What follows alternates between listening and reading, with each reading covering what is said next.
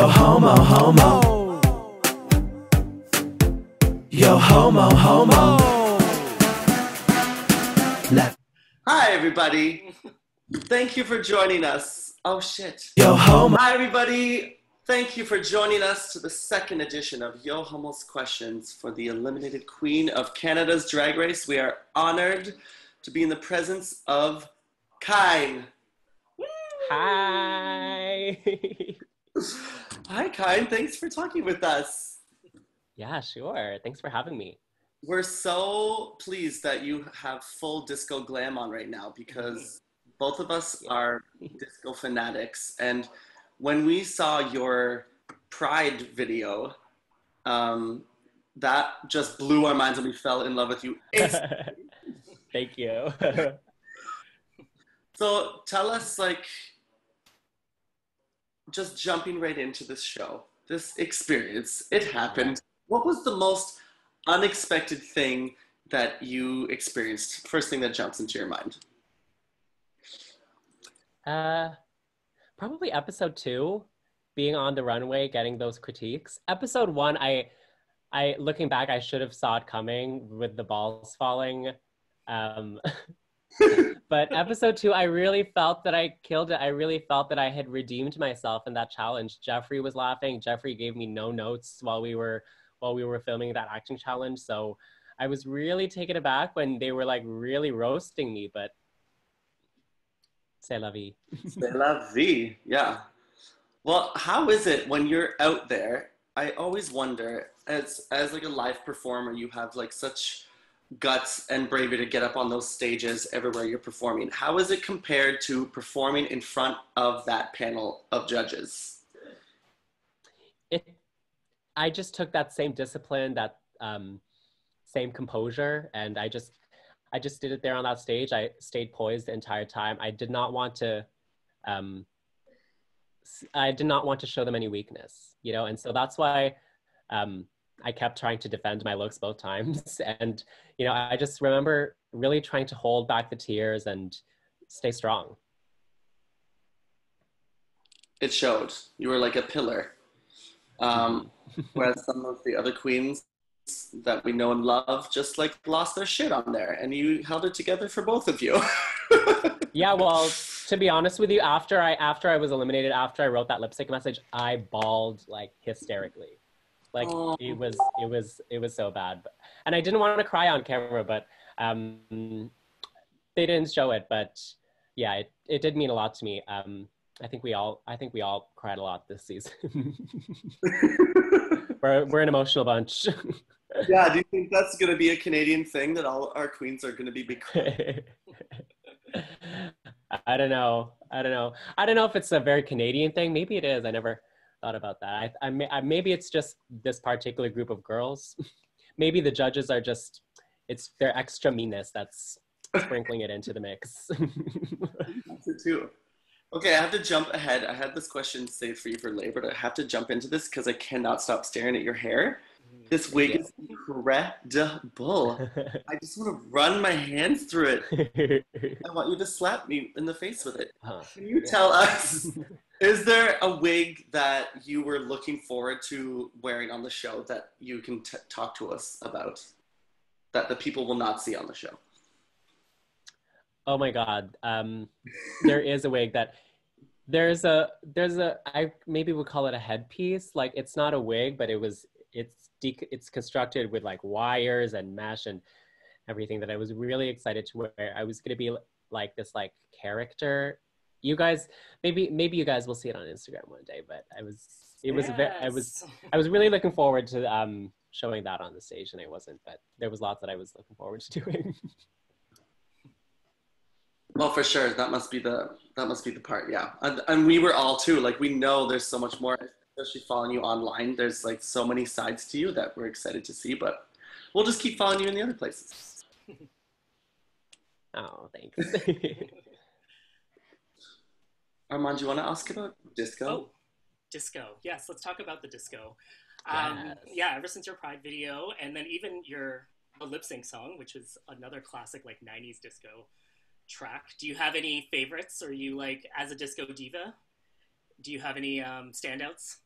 Yes, I love Shaka Khan. I love anything Nile Rodgers also. I'm very into that. And I've sort of been getting more into like even the funk side of it with like Stevie Wonder. I just I grew up singing on the karaoke machine in the Philippines. I grew up singing along to, you know, Tina Turner, Donna Summer, those folks. So it's just something that reminds me of um, divas and that energy and that just um, carefree quality of the disco music where you just let it all hang out on stage and flow with the music. That's just something that I've always brought to my drag. Amazing. I think it's super interesting too because often like younger drag artists, we're getting like the music of right now, or we're getting like super niche specific songs that they're doing on stage. But to have someone that appreciates the power and magic of disco, and the interesting way that you came about it is from like growing up with the karaoke machines and growing up with those sounds around you, just like puts you in another stratosphere feel. Yeah, I don't know what it is. I'm just a fan of the oldies. Yeah. Us too, girl. Yes. Could you tell us about the drag world in Kitchener Waterloo? We don't know much about it over here. It's very small. It's me and maybe like five other queens that I can list on one hand. There's no um, really space for queer nightlife here, not anymore at least. So it's all been sort of relegated to pride events and like fundraising and stuff like that, which is a bit unfortunate, but I think anywhere outside of Toronto, queens just have to travel and um, drive city to city, wherever drag will have us. Plus, I mean, you use the power of your social media. So, I mean, that's definitely, you're like definitely a powerhouse when it comes to social media. So, how did that even come about? Like, what made you start posting more videos and then kind of evolving into everything that you're doing right now? Yeah, well, being in Kitchener, I think definitely was a factor in that. I think um, I sort of started out kind of just as a makeup gay, like wearing some makeup on my face, like trying to be cute. And if I lived in a bigger city where I had the opportunity to go out like that, maybe I wouldn't have run to the camera. But since I was kind of the only person in my life that um, did that, I didn't know anyone like me. So I took to the camera. I made this YouTube channel kind of just as a hobby. And I was able to find people that related to me and find people that really appreciated it. So I think being in a small city definitely fueled that. And that's also how I started getting into drag because as I started putting more and more makeup on, I really fell in love with the artistry of it all and the creativity of the makeup.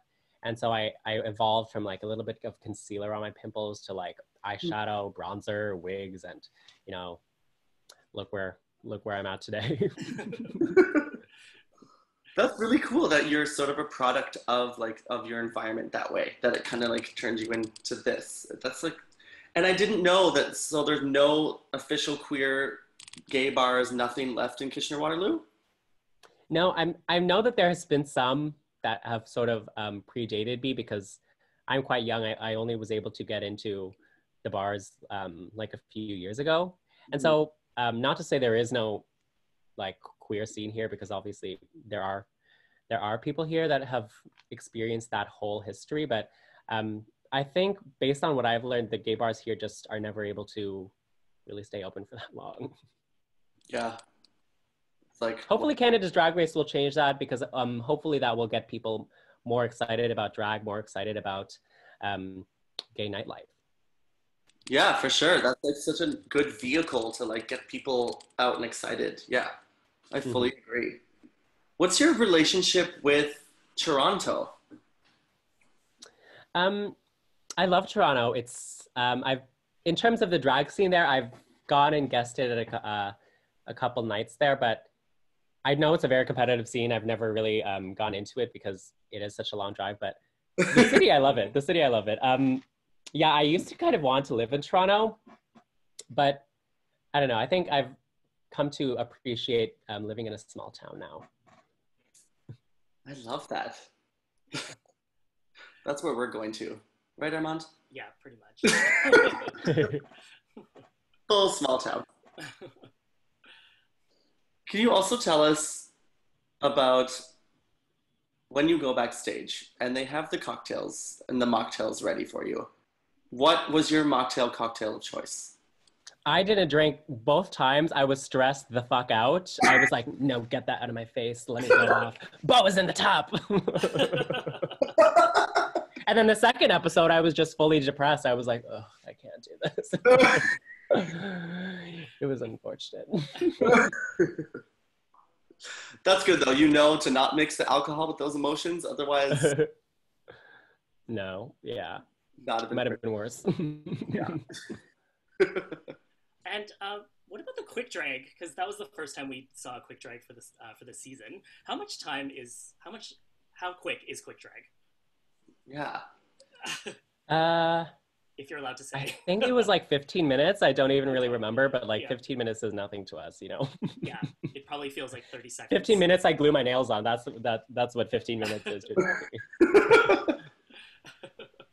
Yeah, what's like a real life quick drag in a situation where it's like fuck, let's go. Like, Oh my God, you know what a real life quick drag was? That was today because I slept in, I had to put this face on. This took me 30 minutes. Oh, I mean, You know, I had the nails already on from a couple days ago.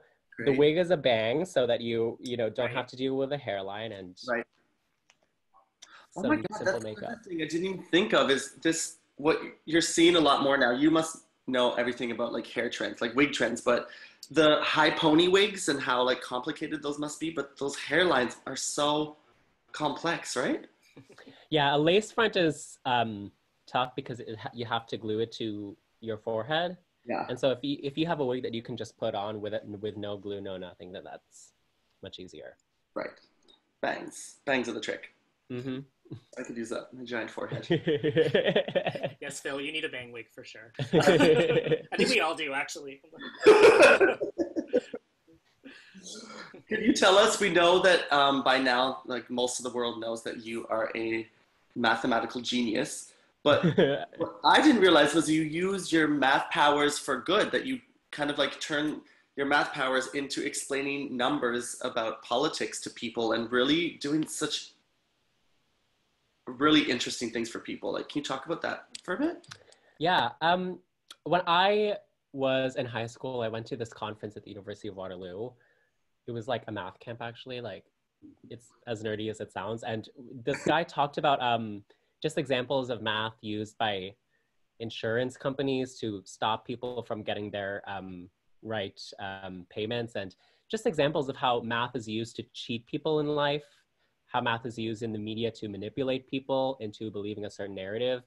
And he just really stressed on us that we are becoming the accountants of tomorrow. We are becoming the future's minister of finance, people who are going to be in big, important decision-making roles. And then we have to use math in an honest way. We have to use it in a good way that is for the betterment of humanity. And so that is one thing that we have to keep in mind as math communicators, is to teach people not only that math is beautiful and elegant and worth learning because it's an amazing subject, but also that it's worth learning because you have to not let yourself get manipulated by people. You have to be able to understand numbers when you see them in media and not just take it because it looks like, okay, somebody's using numbers, they sound smart, they must be right, you know?